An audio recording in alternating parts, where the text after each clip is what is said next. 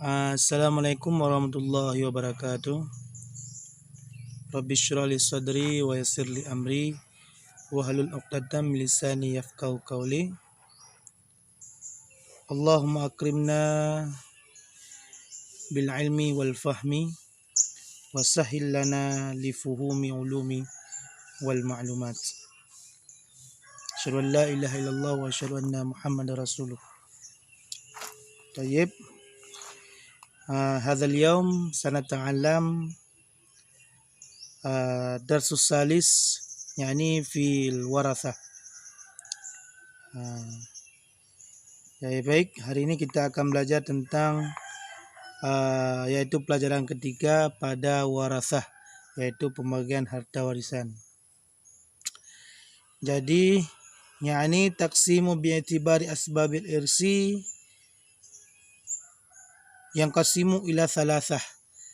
Al-awal al-usul wal furu' wal hawasyah. Jadi dalam pembagian harta warisan itu dibagi menjadi tiga furu', tiga pembahagian, yang mana tiap-tiap pembahagian ini akan dibagikan lagi sehingga mendapat jatah dalam pembagian harta warisan. Yang pertama al-usul. Siapa-siapa saja yang mendapatkan harta warisan dari nasab aslinya, yaitu al-abu, wal-ummu, wal-jaddu sahih. Maksud jaddu sahih ini adalah ayah daripada ayah kita, yaitu kakek yang sah. Nanti ada juga namanya ada juga yang dari nenek. Ingat seperti Ustaz bilang kemarin yang bahwa dihitungnya harta warisan ini dari nasab sebelah ayah, bukan sebelah ibu dulu. Enggak dihitung sebelah ibu, karena yang dihitunglah sebelah ayah. Sebabnya terjadinya pembagian harta warisan yaitu disebabkan karena meninggalnya ayah, bukan karena meninggalnya ibu. Paham? Asal usulnya muasal daripada sebab pembagiannya harta warisan. Itu harus diingat. Yang kedua yaitu furu'. Di furu' ini ada juga yaitu al-ibnu, yaitu anak, wa bintu, dan anak perempuan.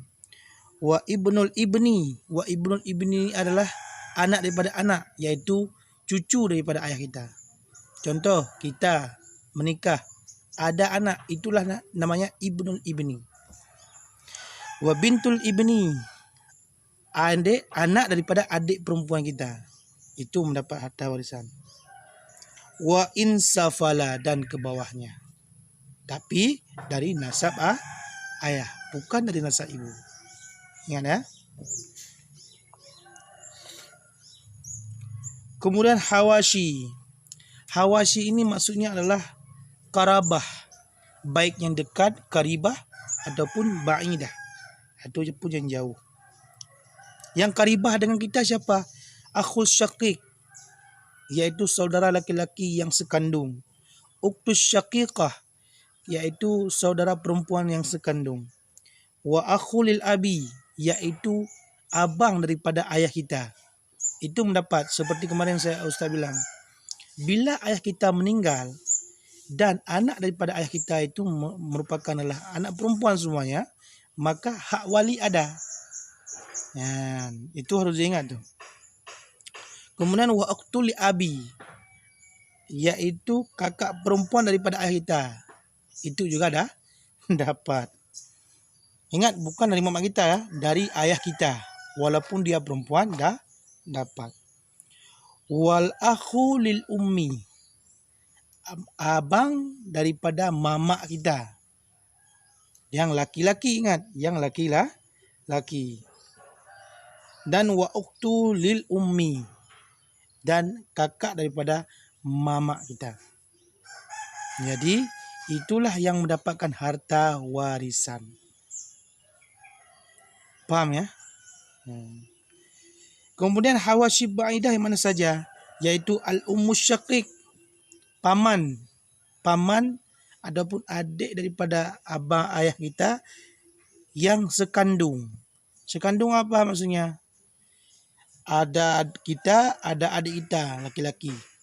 Itulah yang mendapatkan harta warisan. Wal ammu lil abi, dan paman kita juga dapat harta warisan. Itu tapi ba'idah, bukan qaribah. Wa ibnul ammi syaqiq, ada adik kita, contoh Ustaz, ada adik laki-laki, dia ada anaknya juga mendapat harta warisan Ustaz. Faham? Bila Ustaz tiada lagi. Itu. Wa ibnul ammi lil abi, dan anak adik paman kita daripada ayah. Contoh ada Ustaz ada paman. Paman Ustaz itu dapat juga mendapatkan harta warisan. Bila nanti ada ke depannya nanti. Jangan Ustaz enggak jelaskan mulut-mulut dulu. Ustaz berikan materinya sesuai dengan apa di sini dulu, biar step by step faham. Faham? Ya. Kemudian ada lagi iaitu ini adalah pembahagian harta warisan bi'atibari asbab. Ini dengan sebab-sebab ya. Ada sebab usul, ada sebab furu', ada sebab hawasyiyah. Ini harus diingat karena ini penting untuk dalam pembahagian harta warisan nanti. Ini harus dihafal ya, harus dihafal, harus diingat. Ustaz lebih pengen kalian itu diingat, bukan dihafal saja. Karena kalau dihafal, hafal waktu itu tapi lupa. Tapi kalau kalian ingat, kapan pun kalian bisa ingat. Paham ya? Kemudian ada pembahagian harta daripada pihak laki-laki dan pihak perempuan. Siapa saja yang mendapatkannya? Kita lihat. Coba buka halaman 7. Di sana kalian bisa melihat. Yang tadi itu jangan lupa halaman 6 ya. Halaman 6. Kemudian al-warithuna minar rijali khamsata asyara wahum al-abu wal jaddu wal ibnu wa ibnul ibni. Inilah wahadha al-warathah alladhi yajidu lil bitirkah min rijal. Inilah yang mendapatkan harta warisan daripada pihak laki-laki. Wahum khamsata asyara. Dan mereka ada 15 orang. Al-awwal yakni al-abu, ayah. Ayah kita misalnya masih hidup. Meninggal kita, ayah kita. Beliau juga mendapatkan. Kemudian al-jaddu, yaitu kakek, juga mendapatkan. Wal ibnu, anak. Ketika meninggal ayah, ada anaknya. Ingat, ketika disebutkan wal abu, berarti meninggalnya anak. Contoh, Ustaz, meninggal Ustaz, ada ayah Ustaz, berarti ayah Ustaz mendapatkan. Wal jaddu, meninggal ayah Ustaz, ada ayahnya daripada ayah Ustaz, maka dia mendapatkannya. Kemudian al-ibnu. Ibnu berarti anak daripada ayah. Meninggal ayah berarti anak yang mendapatkannya. Kemudian ibnul ibni. Itu adalah anak daripada anak kita. Jadi ketika kita meninggal, ada anak kita, maka anak kita mendapatkan harta warisan. Kemudian al-akhus syaqiq. Kemudian adalah saudara laki-laki sekandung. Bila ini nanti ada syaratnya. Bila dia tidak punya anak. Tidak punya anak sama sekali. Maka yang mendapatkannya yaitu adalah saudara laki-laki. Berarti adik ustaz yang mendapatkannya. Kemudian al-akhu lil abi. Saudara laki-laki daripada ayah. Inilah paman. Biar kalian tahu ini adalah paman. Al-akhu lil ummi, yaitu saudara laki-laki daripada pihak ibu. Ini bukan pihak isteri kita, ibu kita. Ada, misalnya enggak ada lagi daripada, nanti ada ke depannya, misalnya enggak ada lagi daripada pihak laki-laki semuanya, ada pihak daripada pihak mama, tapi yang ditinjaukannya yaitu daripada pihak laki-laki, bukan daripada pihak perempuan. Ibnul akhis syaqiq, yaitu anak saudara laki-laki sekandung. Misalnya, kita meninggal, adik laki-laki kita juga meninggal, ada anaknya. ada anaknya yang laki-laki, maka anaknya itu yang mendapatkan harta warisan. Kemudian ibnul akhil abi, yaitu anak saudara daripada ayah, yaitu anak daripada paman kita yang mendapatkan harta daripada warisan kita. Kemudian yang ke-10 yaitu al-ammu syaqiq. Ini paman kita. Tapi paman sekandung. Bagaimana maksud paman sekandung itu, Ustaz? Maksud paman sekandung itu adalah yaitu paman seayah, sekakek maksudnya. Paman sekakek. Kalau kita contohnya paman daripada anak kita siapa nanti? Yaitu paman kita anak daripada anak kita. Saudara kita, yaitu saudara laki-laki, itu yang mendapatkannya. Paham? Kemudian al-ammu lil abi, yaitu paman seayah. Paman saya itulah saudara laki-laki kita. Ibnul ammi syaqiq, yaitu anak dari paman sekandung, juga mendapatkan daripada harta warisan. Al-ibnu amil abi juga mendapatkan. Semuanya itu 15 itu likulli warasah min khamsatin asyarin wahum yajiduna likulli tirkah.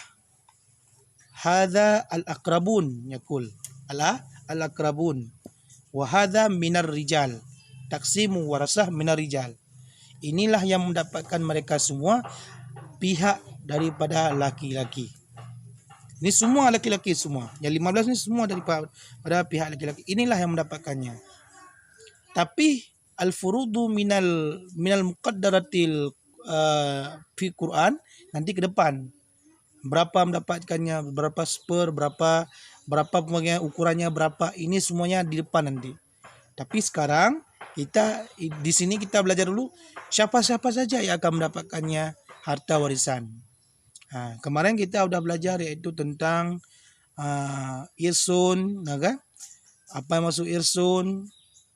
Itu semua kita belajar. Walaupun nilai ujiannya, aduh subhanallah, hancur semua, kan? Tapi nggak apa-apa, kita masih dalam keadaan belajar. Ini harus diingat semuanya anak-anak ya.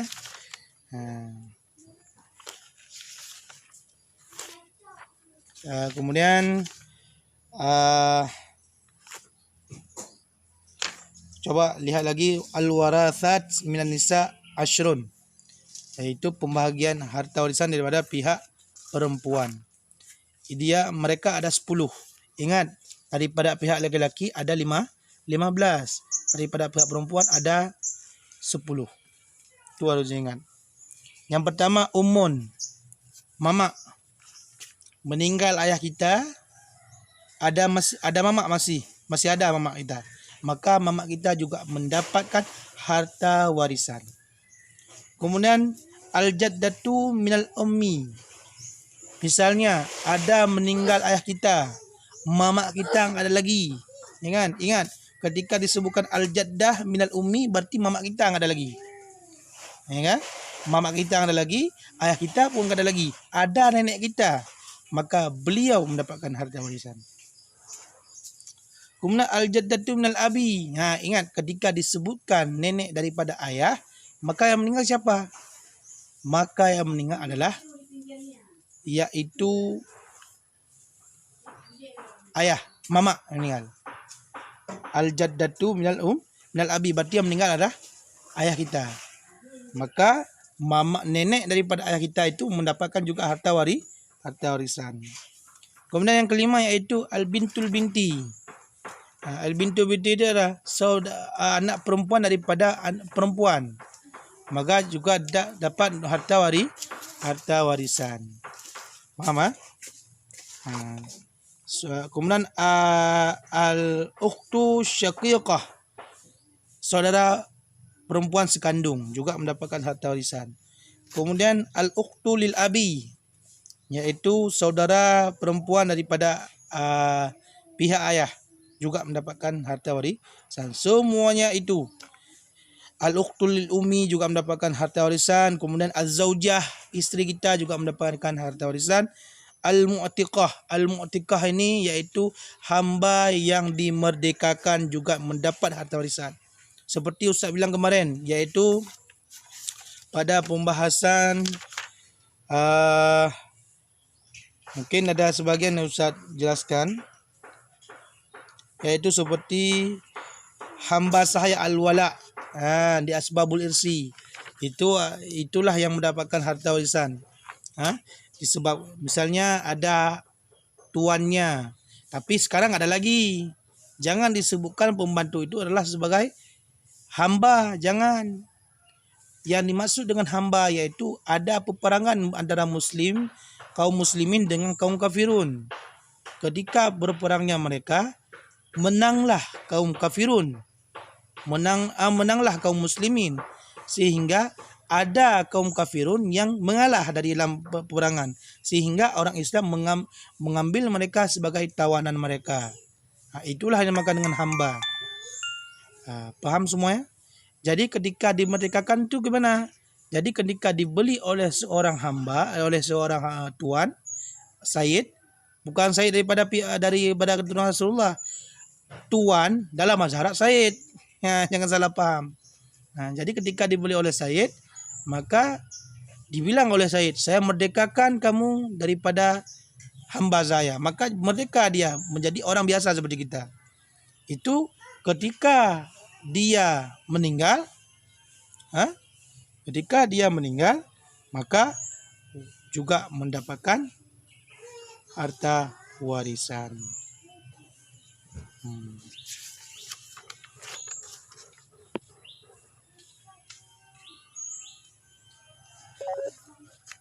Baik, ini saja yang dapat Ustaz sampaikan. Lebih dan kurang Ustaz mohon maaf. Nanti kalau ada pertanyaan-pertanyaan di bawah, tolong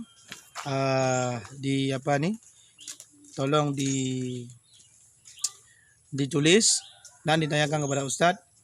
Nanti insyaallah Ustaz menjawabkan dengan via SMS, via WA. Ustaz enggak menjawabkan dengan via video ya. Ini Ustaz buat video biar kalian paham dan bagaimana, karena penjelasan secara tulisan nggak paham semua, tapi mungkin ada sedikit mungkin daripada Ustaz jelaskan boleh kalian pahami ya. Kemudian Ustaz sarankan kepada semua anak-anak Ustaz semua kelas 3, jangan bilang paham-paham saja. Ingat, ilmu faraid cukup penting bagi kalian.